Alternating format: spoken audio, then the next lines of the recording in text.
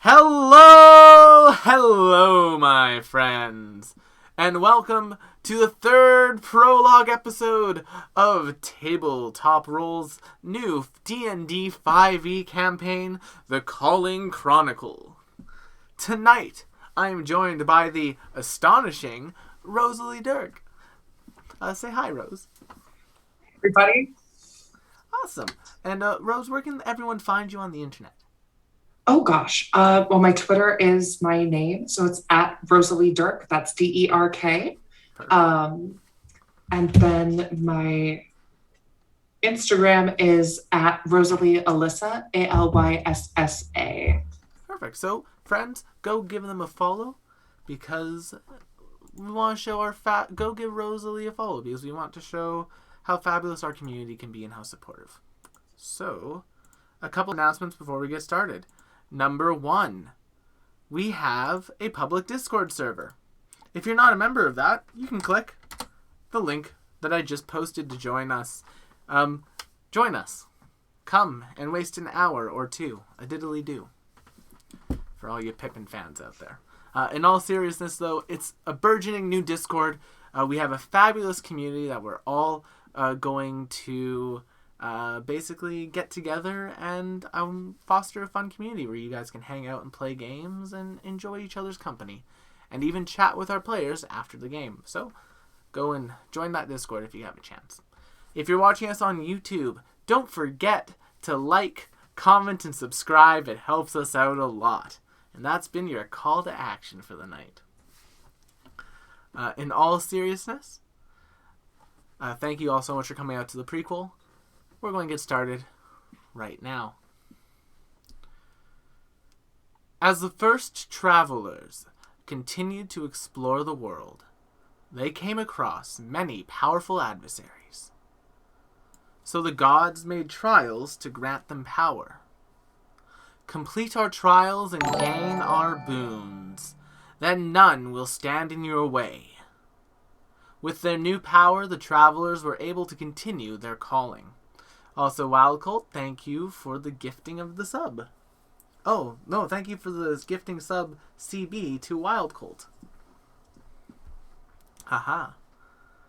The world of Maltharin is a vast, and even though its people are constantly exploring it, new discoveries come every day, and locations thought to be fully explored always hide secrets to be found. This story begins in the Half-light Ebb, a port city that is bathed in an eternal twilight. The people of the Half-light Ebb are known for their fun-loving nature and the parties they throw. These parties, while fun distractions on the surface, are in reality social battlefields for people seeking to make a name for themselves or a life in the city. As we move through the busy streets and crowded markets of this port town stuck in an eternal twilight, a door opens and Adenia begins her day. Rosalie, why don't you describe your character as they step out onto the street? Sure. So Adenia is about 5'6". She has violet eyes and hair, warm, like tan skin, the color of a beautiful like desert sand, and she's got a little brown mouse companion that actually hangs out in her little cowl. Aw. And then any other obvious accessories or weapons? She carries a quarterstaff on her back, and she's never without her tarot deck. Perfect. And yes, speaking of that fabulous tarot deck, Rosalie's character is a card caster who will be using tarot cards as part of their casting of spells. So I'm going to give right now just a huge shout out to the deck that we are using. We are using the Ethereal Visions Illuminated Tarot deck by Matt Hughes as that tokens, and we'll see that as the stream progresses. So, Adenia, you are on your way to one of the Half-light Ebb's market districts to meet with your friend Lydia Valeham, one of the daughters of the man who gave you your tarot deck. You're going to be meeting her at her home and her shop. As you make your way through the streets, you see a number of merchants hawking their wares. It's like, hello, yes, you! Beautiful woman, you would look even more dazzling with these jewels and this jewelry. And they're like very much in your face. Like think fashion district hawkers in LA. Oh boy. So at this point, she's been here long enough that I think she just does the LA thing where you just keep walking and you don't make the eye contact. Fair enough. As you continue to make your way through, they continue to hawk their wares at everyone. A couple people get pulled in by them, and the next thing they know, they're like pulled into like these like fabulous dolls. And then as you see them exiting, they're carrying these like massive just bags, and you can tell they've lost a lot of money going in there. However, you, knowing your way around the town, beeline it straight towards your friend's shop. Also, thanks to the hero point coup. So, Rosalie, now if you want to re-roll something, you'll have the ability to do a re-roll this session. Fantastic. Thank you, Coop. So, eventually you'll make your way to Lydia's shop. It's a small sandstone building with a brass plate above the door that says Lydia's Laboratory. As you enter, you see Lydia, a human woman with a silver chain connecting either end of her mouth, going just below her lip, with 2 golden rings on her upper lip, just on either side of their nose right here. Standing behind a counter, speaking to a dwarven man. Upon noticing you enter, she turns her attention towards you and says, "Oh, Adenia, you have made it. It is wonderful. I am just discussing my plans for this evening with my friend Zalatesh over here." The dwarven man kind of raises his hand. "Hello, my name is Zalatesh. Good to meet you." Adenia, nice to meet you. I do love the... And then he'll notice the mouse. Say, "Oh, well, that is a lovely little pet." This is Raja. "Oh, I've always been fine to mouse." And he kind of like sticks his finger and like gives him like a little nose muzzle. Definitely like sticks out the little nose, does like a little sniff. After that greeting, Lydia kind of continues. "Yes, I have asked him to accompany me tonight. And I suppose you by extension, if you're willing. You see, I have acquired quite the opportunity for you." Oh, is this going to get me in trouble? "Oh, no, not at all. You see, tonight there's a party that is being hosted by the Masquerade. And I have acquired permission for you to do readings there." Lydia, this could be huge. "Yes, How? I've, of course, given you quite the opportunity. And I would not be a friend if I did not also give you the proper attire to wear this evening." And she kind of like pulls this like fabulous backless dress from behind the counter. As she holds it up, it's basically like if you've imagined the ocean on a dark night, like that's what the dress looks like. Oh. Okay, but now you have to get me one of those. She kind of smiles and says, "So, I would hope that you're in." How can I possibly refuse? Oh, fabulous. Zalatesh will be accompanying you as well as a bit of a guard. Of course. So let me ask you something, Rose. How would Adenia prepare for a party like this? Oh gosh. Well, so I actually took the urchin background. So fancy parties are not particularly her specialty. I think she'd probably not have a lot of idea of what to do and would rely on Lydia for help getting ready. Fair enough.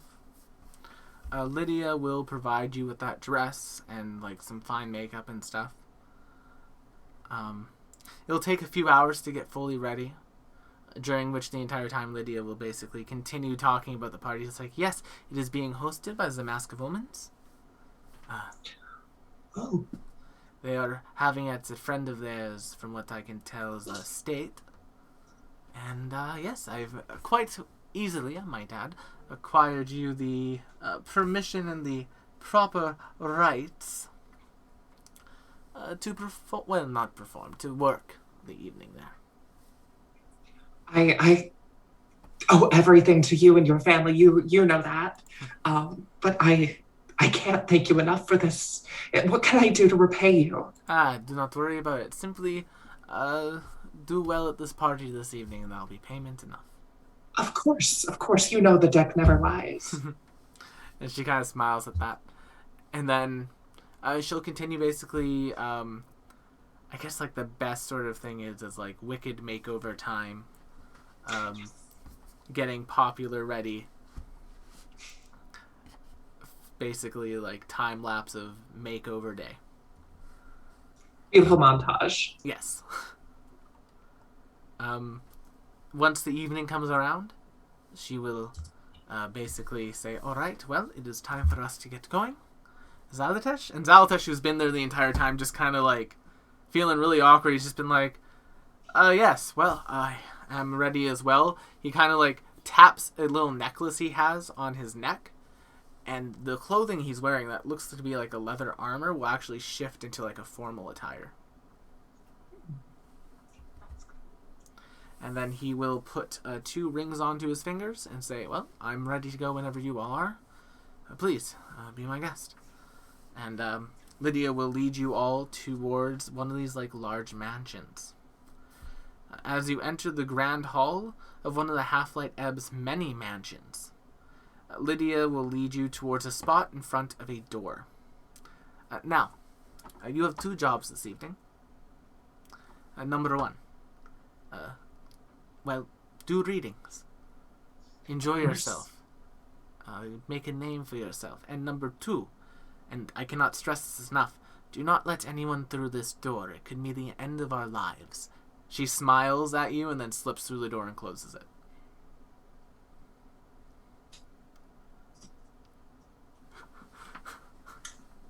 Okay, no one gets through the door. Zalatesh kind of just like, upon seeing this, Zalatesh just looks at you and says, she didn't say anything about that today, right? No, but this isn't unusual. You know, I thought this might be trouble, but I can't complain. You just see kind of Zalatesh like looking down for a moment. He looks back up at you and he says, you know, this is the 3rd time something like this has happened to me in as many weeks, and quite honestly, I'm honestly beginning to think I am terrible luck. The 3rd time?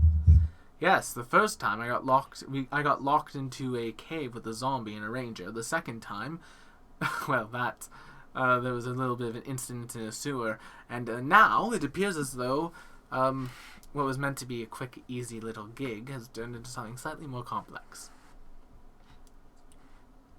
It seems fate's strings have a strong hold on you. Yes, and they are very much knitting me into a hot mess, as they say. Well, I will try to keep this evening as calm as possible for you. Well, I believe that you did readings, yes? Absolutely, yes. It is my passion.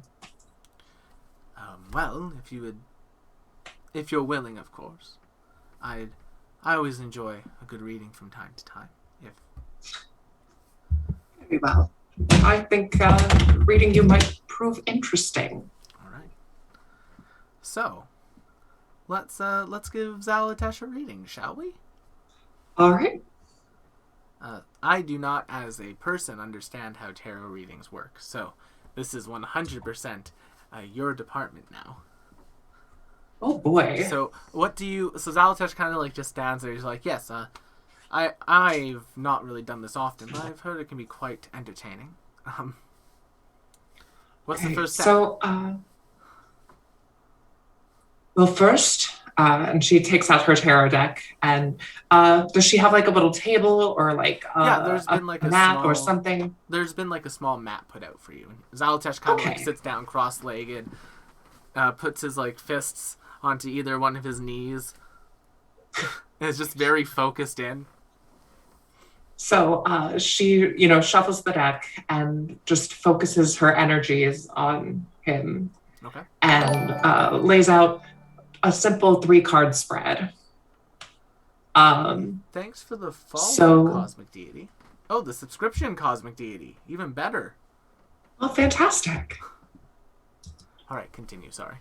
So, she'll turn over the 3 cards one by one.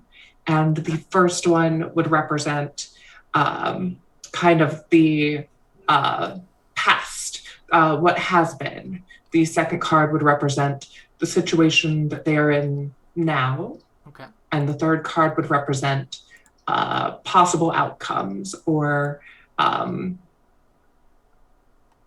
results from these first 2. The deck should now have appeared on your screen. It sure has. So why don't you draw Zalatesh's first card? Okay. First card. Draw. And it's in my hand. I see here we have the Emperor. Ooh. I wonder. And I don't have I am new to tarot, so I don't have it all memorized yet. So I'm doing a quick Google search here. So the card is suggestive of stability and security in life. So up until now, this would say that he's been on top of things. He's been very in control of his life. He's disciplined, self-controlled, very in charge of his own life. All right. And then what's the second card that gets pulled? This is very cool. Okay. Secondly, we have the Fool. Ooh. And that's for the present, yes? So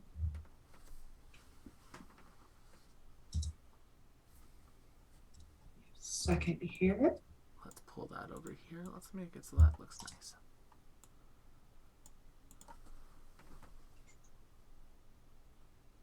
So if you have the Fool and the Emperor, I'm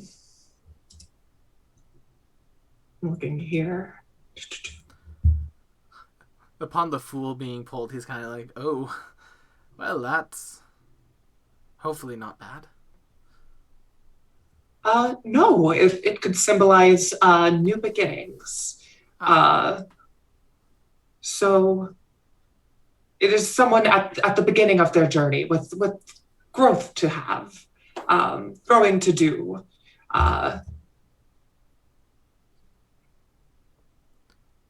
Well, then that's... Sorry, Google's not been helpful here. Good. That sounds quite wonderful. And the third card? Ah, yes. Everybody's favorite. The card that says what is to come. Ah, the High Priestess. Look at that.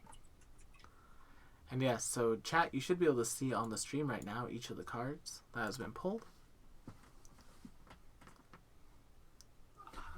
So the High Priestess is a card of mystery, of stillness and passivity. It suggests that it is time to retreat and reflect. Trust your instincts to guide you through whatever you're going through. Oh, well, it is, things around you may not be what they appear. That is, well, quite fitting for this evening so far, I guess, isn't it? Indeed. But if you trust your intuition, we should get through it just fine. Well, my intuition hasn't steered me wrong yet, and it's gotten me in contact with some very kind people so far. Kind of smiles. He kind of stands up, and he sits back against the wall, puts his arms around like this, not looking closed off, but more trying to look a little bit more intimidating, like muscle. Says, well, I suppose, and like as you've been doing that reading, like a small like group formed around him, and now there's like a number of other like very ritzy, noble-y looking people who are like sitting down and asking for readings. Of course. So I believe you were here first, and she'll just take them, one by one, and do her work. Perfect. About 45 minutes of that will go by. Okay.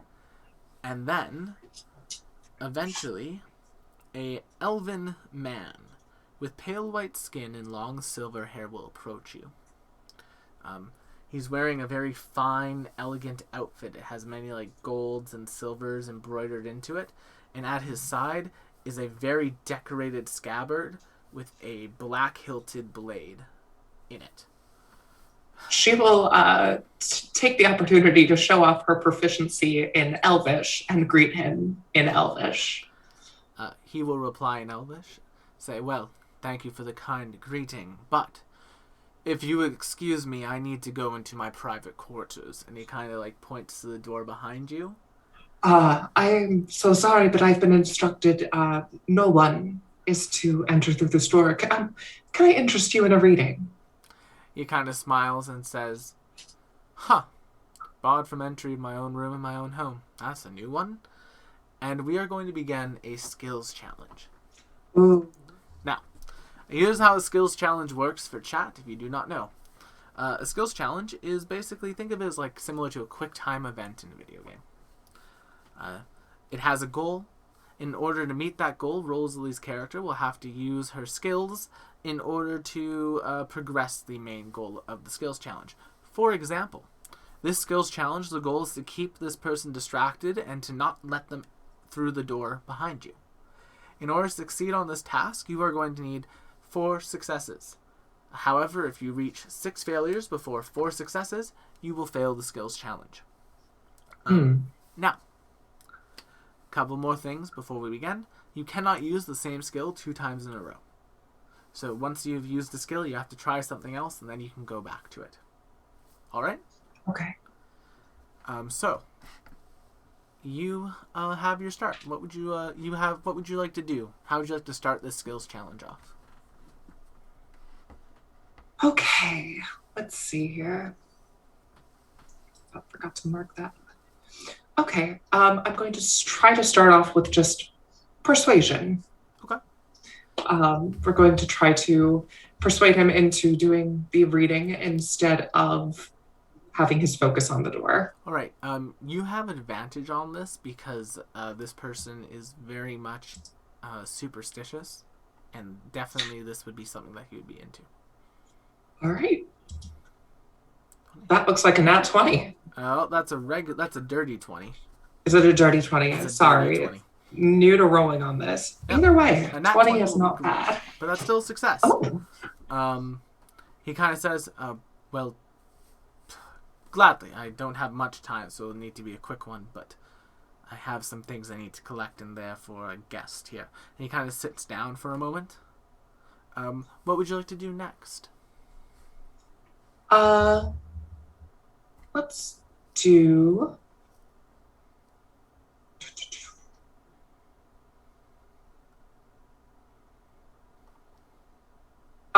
perhaps sleight of hand to make it a little more interesting, a little more entrancing and captivating. Roll me a sleight of hand check.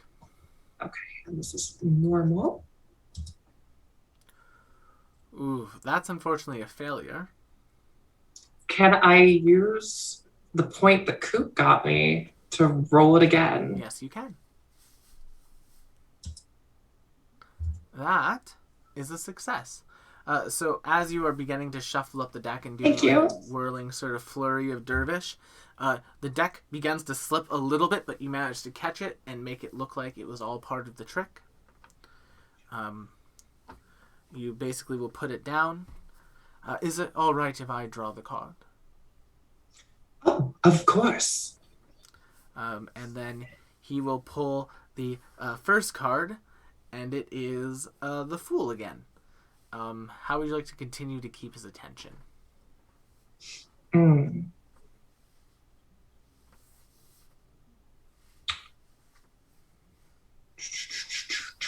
I'm looking at my skill. I can only do ones that I'm proficient in, right? No, you can do any skill you'd like. Oh, interesting. It's just that in order to hit a DC, you probably would need to do a proficient thing, but... Right. Yeah, you have choices and options. I'm gonna be bold here. I've got a high intelligence score, so I think a history check. If I know anything about this guy having, lived in this city, um, and can pull personal details into the reading. History check. As you're 17. looking him over, this is a elven man named Kralin. He is a sort of self-starter, very similar to what you want to do here. He came to the Half-light Ebb with nothing. However, he made a fortune and made a name for himself in the city. People believe that he was one of the most ambitious people to basically ever come to the city. Okay, so that ties in perfectly with the Fool, somebody coming from nothing at the beginning of their journey. Mm-hmm. So I will weave that into a captivating reading for him. Oh, that's very well done. May I draw the second? Of course. He'll. Yeah. How would you like to keep his attention?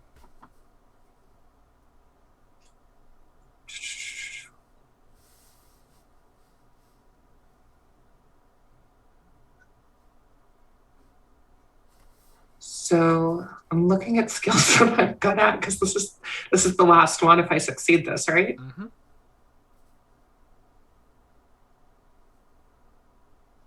I think another sleight of hand. Okay, roll it. That's a success. 16. As he goes to draw the card, you kind of do like a quick swift of the deck and reshuffle it in like a very beautiful manner. He then pulls the card, looks at you, puts the card down, and it's the death card. Now, death doesn't foretell your own death. It is a symbol of new beginnings. And as you say that, he kind of becomes visibly uncomfortable. He will stand up and swiftly draw the ebony blade at his side. You will move from where you are now, while I will carve my own path through you.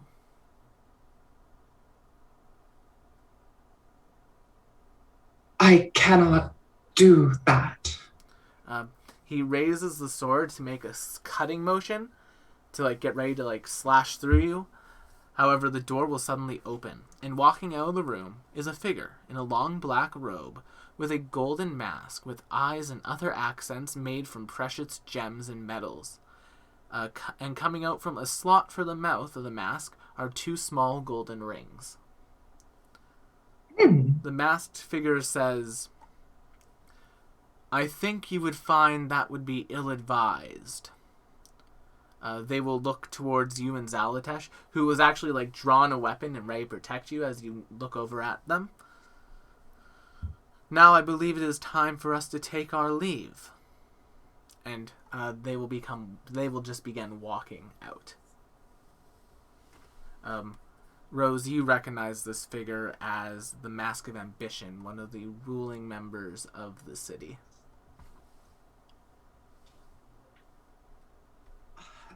Thank you. And she kind of gives a bow. All right. As you and Zalatesh are running off, also, thank you for the follow, wild trans girl who has appeared. As you and Zalatesh are walking off, the elven man will look directly at you, Rosalie, and as you're walking out of the party, they will yell, "I'm not going to forget you. And I have ways to collect information when you are not protected."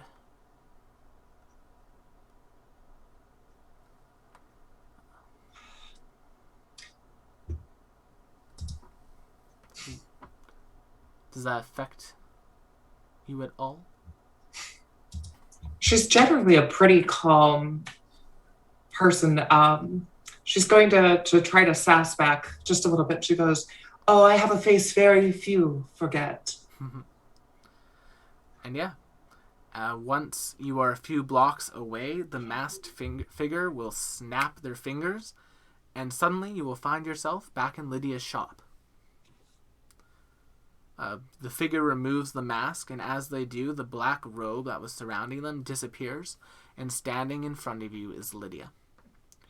She tosses Zalates a gem from behind the counter. As promised for the information, old friend. Zalatesh responds, "Pleasure doing business with you, even if it was a little bit more exciting than I anticipated." Then Lydia and Zalatesh look over towards you, Adia. Lydia, you're the Mask of Ambition? I am now. How on earth did you accomplish that? Well, it was actually surprisingly easy once we knew who he was.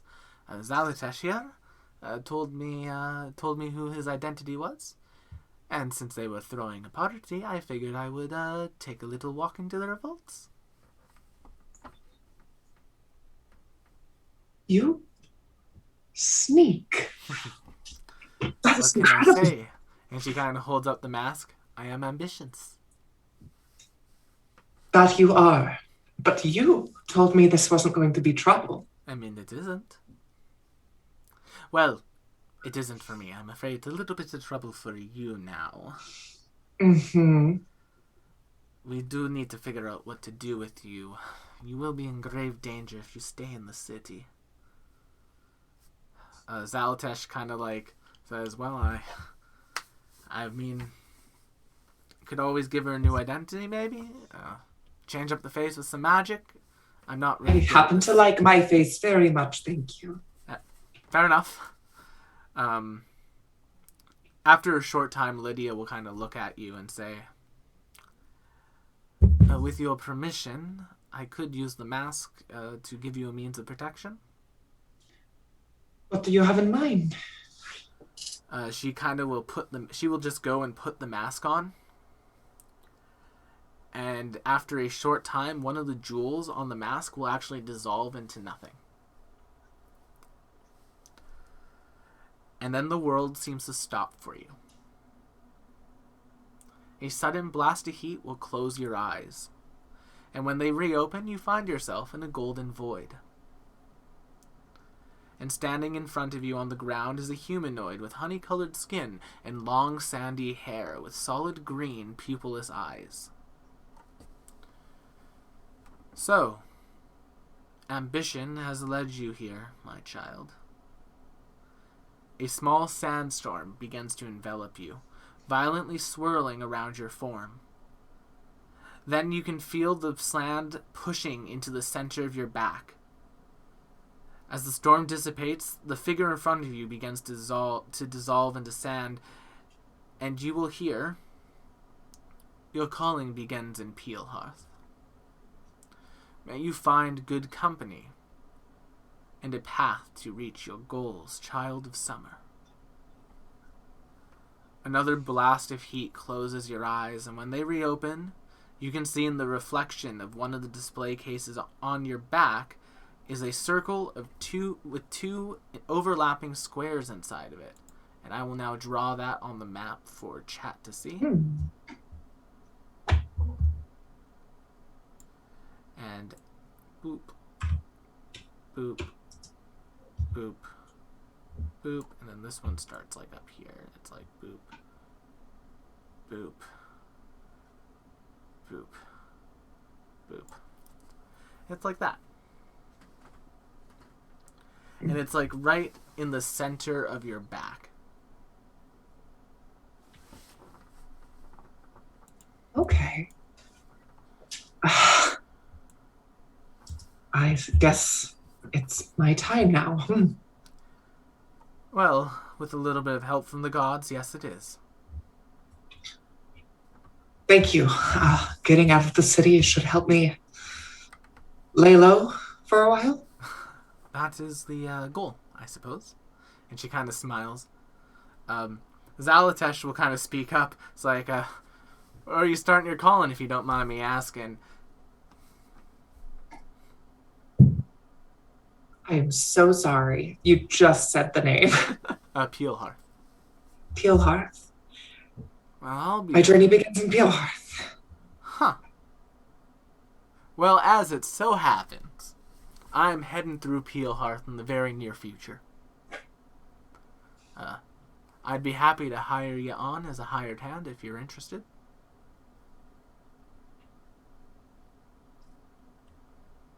How fortuitous. Yeah, it works out quite well.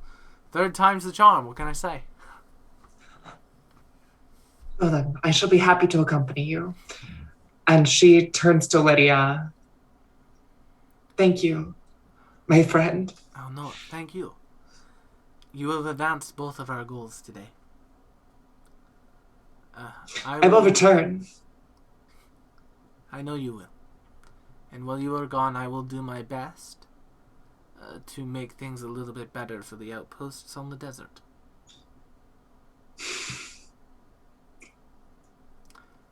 You know how much that means to me. Thank you. She kind of smiles, and then she also says, and maybe I'll collect a little bit of information on the other masks, and we'll see about getting you a little bit of power here. I would like that very much. I mean, we're 1 for 1 right now. Might as well make it 2 for 2. This is Zalatesh hearing that says, I want no part in that plan. Well, I doubt we could get a third mask for you. No thank you. I am a traveling soul. He kind of smiles and chuckles. He'll put the gem that he was given into a belt pouch. Rate for your companionship and work is going to be 100 gold pieces upon delivery to Garen's Cross, just north of Peelhearth. That work for you? Yes, absolutely. All right. Well, you got much stuff? No, I travel light. All right. Well, then, if you got anything you want to prepare, now's the time. Otherwise, we can get going. I got a ship waiting for us. We're going to head down south to the Sky and Sea Archipelago. Got one more stop down there. Okay. Well, I don't have anybody else to say goodbye to. And I have everything I own on me, so what do you say, Raja? Shall we go see the world? My mouse squeaks a bit. Yeah. Lydia drops behind the desk quickly. And she is going to pull out this, like, beautiful chain. It's sort of like this, like, silver chain with, like, these gold sort of finger inlets. And it's basically like a chain glove type of thing. You know those, like, very fancy things that turn into, like, the wrist protector? Mm-hmm. She's going to hand that to you. Think of it as a bit more of a gift. I realize that I have upended your life a bit. So this is the least I can do.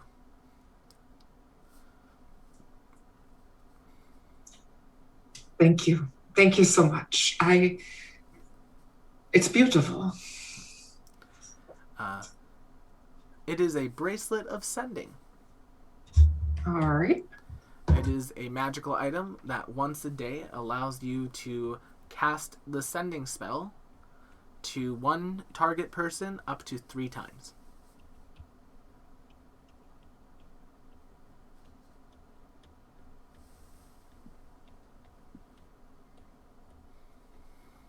All right. That was a gift to me from my father.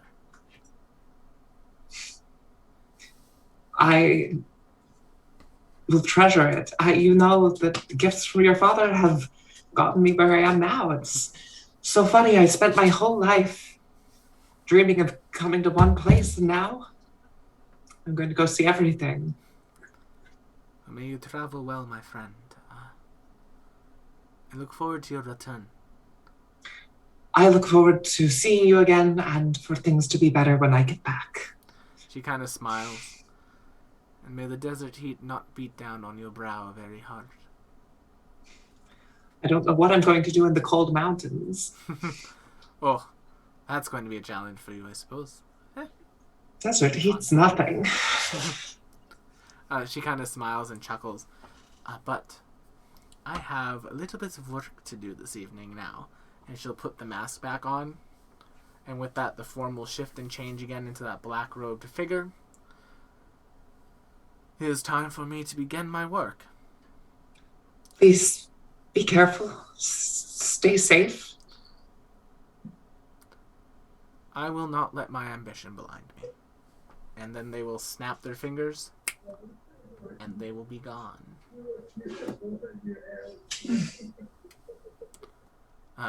Zalatesh just looks at you and says, well, I don't got a key to lock up, so I don't think I can lock up, but, if you wanna. Oh, do I have a key? No, you don't, but you know that the door locks automatically when she's not in the building. building. Okay. There's no need. We can just go. And as they leave, she'll make sure the door closes behind her. Oh, perfect. As you are going out, the door will close, the dust will settle, the cool air of twilight that the city sticks in will be there. And yeah, you can make your way towards the docks. And as you are making your way there, you approach a large boat.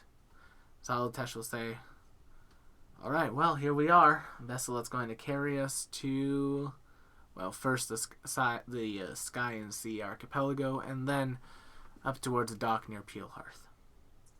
Right. Ships. Water. A little bit of sea travel. Not more than a week. It'll be fine. I have heard from people in town of seasickness. Yes, that is something that does happen to some people. Although I find that most of the people I've seen that suffer from it have had some sort of rat folk lycanthropy in the blood. Well, I don't believe I have that. So, I guess I'll be fine. All right then. I'll show you to the cabin, and you kind of will walk up onto the ship. And as you step on, the gangplank is raised. The ship begins to sail. And as you sail into the, albeit magically created, twilight, we will end the prologue session there. And then we'll kind of zoom over to the Sky and Sea archipelago, where you will see a large sort of garrison chat that is currently being, a number of people are training in the bottom of it. And yeah, that's where we'll leave off. So, thank you so much for coming down to the first section of the prologue session for Rosalie's fabulous and wonderful character, Adenia. Now we're going to do a short interview. We're going to talk a little bit more about the character, maybe their arc that they want to go through. And yeah, we'll start with that right now. So, Rosalie, what made you want to play a cardcaster? And also, can you explain the class a bit for the people who are just learning about it? Of course. So, it's a homebrew class done by A Touch of Class. And so we backed this book on Kickstarter, and ever since I saw it, I was like, I need to play this. It's a really fun class because it takes your usual spellcaster and randomizes it, but also gives you a vastly increased spell pool based on what you draw. And I love that element of kind of luck and randomness to it.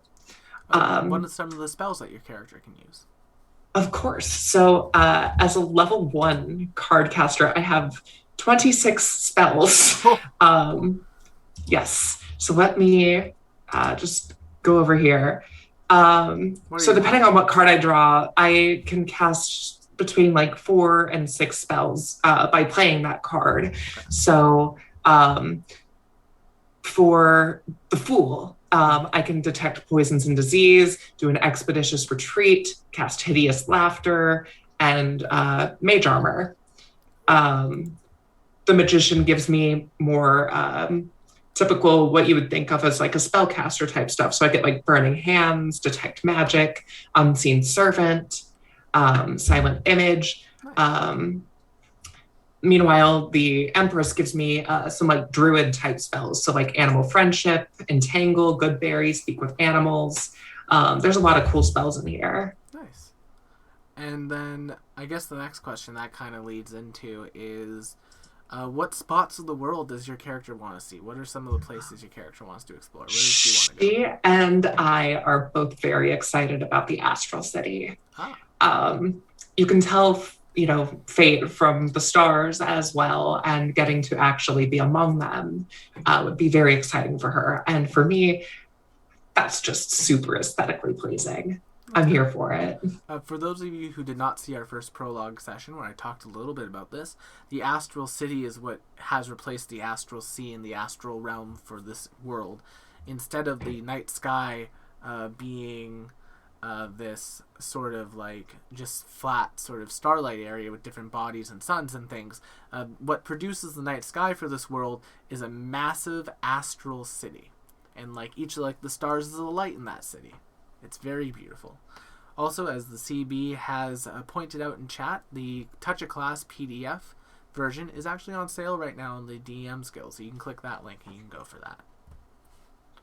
There's a lot of fun classes in there. There is some really cool stuff, including the Occultist and Noble. It's a very cool book. I highly recommend it if you get the chance or if you're financially able to. Next question for you. What are your character's goals for the calling and in general? All right. So in general, we touched on it a bit today. So she's from one of the smaller outpost cities. And as I said, I took the urchin background. So she grew up in a place that didn't get as much attention as the Half-light Ebb. And she moved there hoping to be able to charm her way into the masquerade and be able to make a difference for a lot of the cities that just don't get the attention that the Ebb and the bigger, I guess, more populous towns get. So that's her goal overall for herself. Of course, the calling is brand new for her.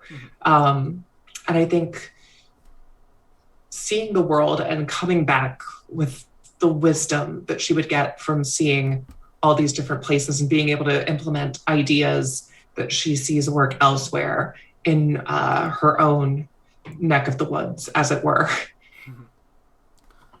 All right. And then I guess this actually goes on to like a really good sort of transition to the next question is, what type of arc do you see your character going through? Does your character have a particular archetype that you base them off of when creating them? What do you have for that? Oh boy. So she's pretty sure of herself overall because she, specializes in this divination. So I would love to see that be shaken up a bit. I think running into the unexpected and having to adapt and learn new ways of doing things and new ways of thinking would be very interesting for her. Also, just getting to socialize more. Just in general. Just in general. I think having some more friends for her would be very exciting. Well, some say that the calling is a great opportunity to make relationships that will last a lifetime. And we will start to get to see some of those relationships on the 19th when we do our episode 0.5. Now, That session is going to be a sort of the final prologue, where they are on their ship and they are traveling from the next destination, where we'll meet our final character, played by the wonderful Chad. And that session will be a collection of basically scenes between each of the player characters, creating relationships in the party dynamic. And then from there, we'll get started with the full campaign in its entirety. So, I'm so excited. Thank you so much, everyone, for coming down tonight. This has been the third prologue for our D&D 5e game, the Chronicle. Join us on next Friday as we do the fourth prologue, and we'll get to meet our fabulous paladin friend. That's going to be a very fun session, I think. But if you want to see more of us here on Tabletop Roles, you can check out our Wednesday night show, The League of Amazing Adventurers. It's a Pathfinder 2e game. It's very pulp adventure-y, and they just finished an arc where they did a train heist. And now they're moving on to a new arc where they're heading back home, and they're wanted criminals because they set fire to a restaurant. So join us on Wednesday for the start of that, where we'll get to see the sort of ramifications for their actions in the last arc. And then come back on Friday, where we'll get to see that next prologue for our D&D 5e game. And then otherwise, you guys can follow us here if you want to support us. Please subscribe. If you want to go to YouTube, follow us by subscribing to us on YouTube, liking and commenting on the VODs for the League of Amazing Adventurers. Follow us on TikTok. I posted a video today about creating Paimon from Genshin Impact and Pathfinder 2e. I'm really proud of it. It's a really fun character too, if you want to check it out. And also, don't forget to join our Discord. If you want to join our fabulous community and chat with our cast, you can click on the link that Althier99 just put in the chat, and you will be able to join our Discord server, where you can meet up with the rest of the community and just have a good time in general. Otherwise, thank you so much for coming out. Don't forget to check us out on YouTube, TikTok, and all the other social medias. Otherwise, I'll see you on the next one, hopefully Wednesday or next Friday. Have a good night, everyone. And now we're going to do a raid. We are going to raid the same people we raided last week because I enjoy Marshy as a person. And there we go.